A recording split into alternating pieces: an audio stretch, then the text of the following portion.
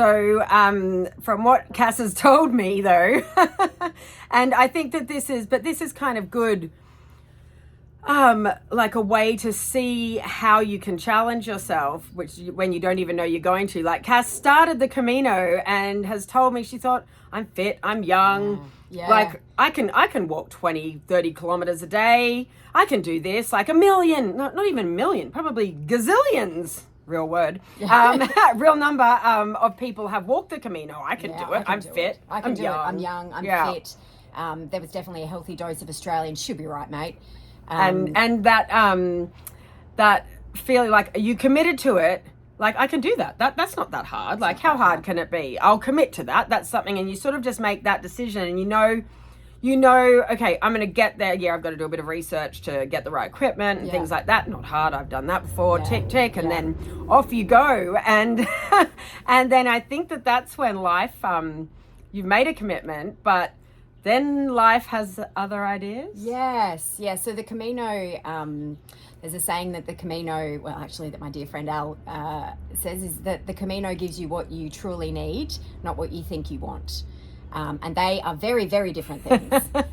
So I went in with the expectation that I could walk the Camino with no problems. Yes, it would be hard and it would be challenging, but I thought I'll just be able to walk it because I walk frequently and I'm young and fit and healthy.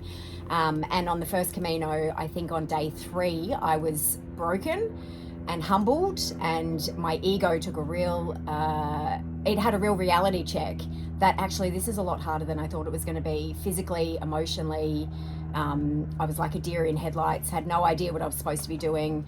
I remember thinking on day 1 that there would be not necessarily a marching band and like a big banner saying, "Hey, Cass, here's the Camino, this is the way you go," but something. I thought there would be something that would tell me this is the way that you go to start the Camino, and there was nothing. So is it more just like a quiet, this is on me now. Yeah, this is on me. I've got to do this. I have to figure it out. Yes. Yeah. And you become better at seeing the signs of where you need to be going, but it was definitely a reality check. So physically I was broken on day 3. I know she went dark there was like a week where she went really dark. Like we were like, ooh, we're not getting much from her. You could feel her energy was just in a world of hurt. I was in a world of hurt. And it wasn't just physical, it was emotional despair and physical despair. And that's what I wanted to talk about. It's like when you commit to something. And like she's committed to a Camino publicly. Like everyone at home knows she's walking a Camino. I'd say some pretty like thoughts of quitting and thoughts of maybe I can't do this, and all those thoughts like who am I to think I can do this? But then also you get the ego. It's like, well, why could everyone else do it? How come I can't do it?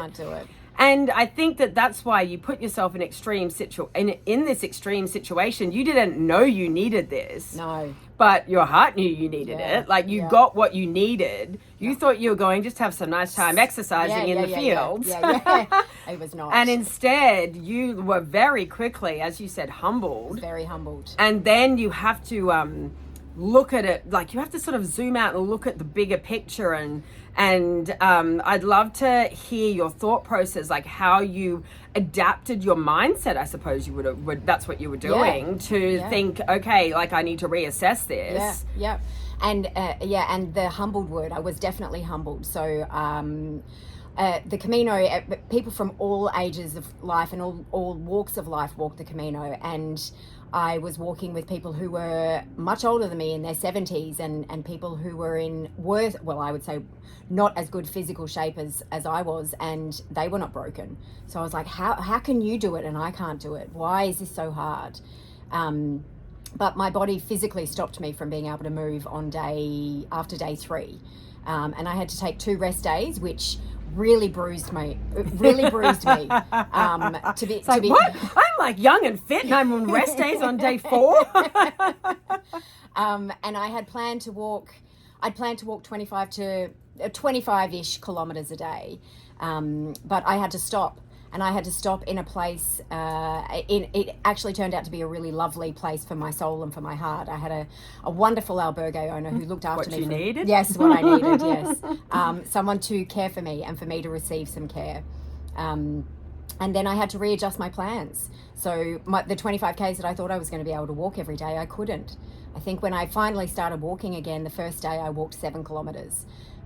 It took me between 4 and 5 hours. That's nearly crawling. It's nearly crawling, and I was nearly crawling, and the pain wasn't completely gone, but it was bearable enough with breaks every 10 minutes, taking my pack off. I think I had to readjust my expectations, because I thought I was going to finish the Camino in X number of days. 800 kilometers divided by 25 is however many days, and it did not pan out that way. I love that, how you said you had to readjust your expectations. Yes. So, and I think that readjusting our expectations of ourselves is actually showing yourself kindness and grace. Would you feel like it was that sort of a process? Yes, it absolutely was. And there was a lot of self-love and a lot of compassion and kindness, and I guess probably digging down into, why am I actually here? Am I here to try and smash out 25 kilometers a day? Am I here to, if I continue doing that, I will injure myself so much so that I won't actually be able to finish the commitment that I've made. And I really was there a gold medal for getting there the fastest? No, there's no medals. There's no medals for getting there the fastest. There's no medals for taking no rest days. There's no medals for anything. You walk the kilometres. You do get a little nice certificate at the end, but it doesn't matter how long it takes you to get there, or how you get there. How you get there, no. There's no gold medals for pushing through and limping into Santiago. There's no gold medals for that. And